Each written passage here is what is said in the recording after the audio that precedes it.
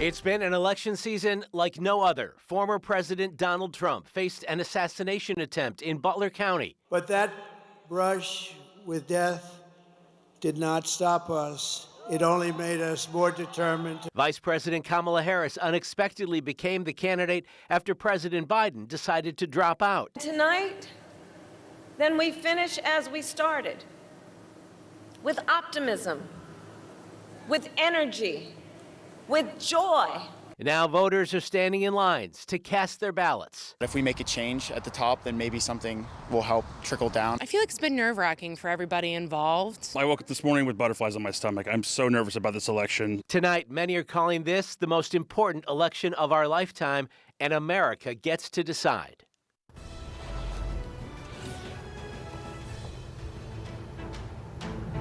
And once again, Pennsylvania could be the state that tips the election to one candidate or the other. Thanks for joining us at 6. I'm Ken Rice. And I'm Kim Gable. Last night, the two presidential candidates wrapped up their campaigns. Former President Trump in Grand Rapids, Michigan, early this morning with his family by his side. This is the third time Trump has made Grand Rapids his final campaign stop. Some say it's because he's superstitious. As for Harris, she ended her campaign in Philadelphia last night, surrounded by celebrities including Oprah, Lady Gaga, Ricky Martin. She spent all of the final day of campaigning here in Pennsylvania.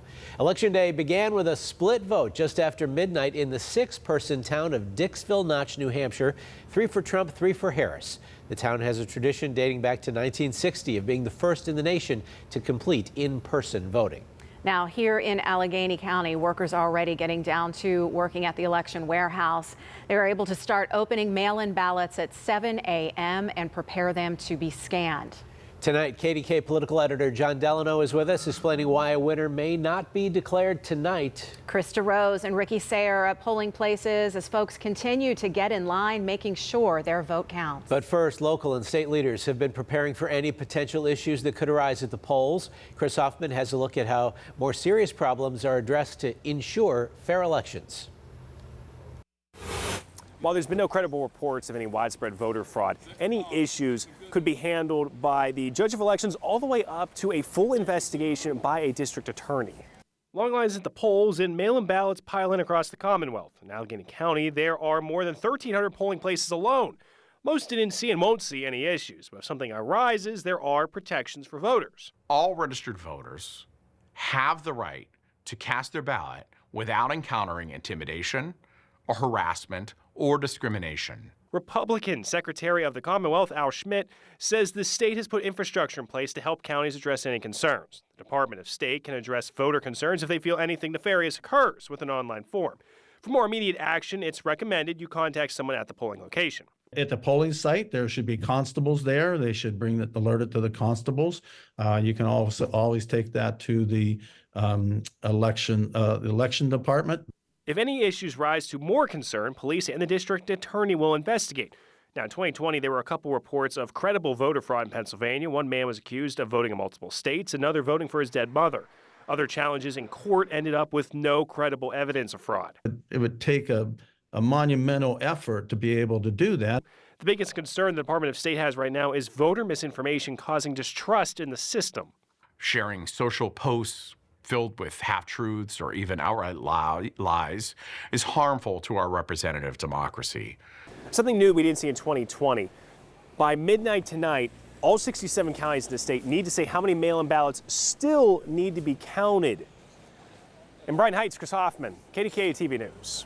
And tonight, breaking news in Fayette County. The county elections director has filed an emergency petition after an election judge in Washington Township reportedly indicated he planned to do his own unauthorized hand count of ballots after the polls close. The elections director is asking for a court order to prevent that. We'll let you know when there's a ruling. Polls in Cranberry County will stay open until 10 o'clock tonight. A judge making that ruling late this morning because of a software issue that caused machines to not scan the ballots properly. This is a look at the North Central Recreation Center in Ebensburg this morning as voters waited to cast their votes. In the video, a poll worker is heard saying that everyone in the county was having the exact same problem. Poll workers secured the ballots. The judge also ruled any ballots cast after 8 o'clock tonight would be cast by provisional ballot. And in Luzerne County, one polling place will stay open until 9:30 tonight. That's because it did not open until 8:30 this morning. Thousands of voters cast their ballots at polling locations across the region throughout the day in Washington County, Allegheny, and Westmoreland counties. And tonight we have team coverage as people are still getting in line to vote. Ricky Sayer is at a polling location in Cranberry. But now we're going to hear from Krista Rose. He's live at the precinct we just showed you in Unity Township. Ken and Kim, good evening. Good evening. Yeah, voting is going on here in Westmoreland County with just under 2 hours to go until the polls close. And really, we've seen a steady stream. And I think this is the story all throughout the county and maybe all throughout the state. A lot of people coming out early in the morning, a bit of a lull in the afternoon. And then as people are getting off work, more people are coming out to vote once again. Now, we are hearing roughly 45 minutes wait time here at the Sunrise Church in Unity Township. This is the largest polling place in Westmoreland County, home to roughly 4,000 to 5,000 people here in Unity. This is where they cast their vote. And you know what? We caught up with two of those people as they were coming in and leaving the polling place. And here's what they had to say about what brought them out to vote and what made them want to cast their ballot. Take a listen. Is there anything that you've been watching this year or in the last couple of years and you've just been thinking, hey, like that's a big issue and I got to get out and I got to support? The whole thing about abortion. It's women's right what they want to do with their bodies. So that's what brought me out. I haven't voted in 8 years. What are some of the issues that are really important to you? Yeah, I think prices, like for groceries and stuff, they've gone up over the last couple of years. So I think that if we make a change at the top, then maybe something will help trickle down. Now, polls close across the Commonwealth in most places 8 p.m. And if you are in line to vote by 8 p.m., you will be allowed to cast your ballot. But again, you might want to get here sooner rather than later. For now, reporting in Unity Township, Westmoreland County, Krista Rose, KDKA-TV News. Back to you in the studio.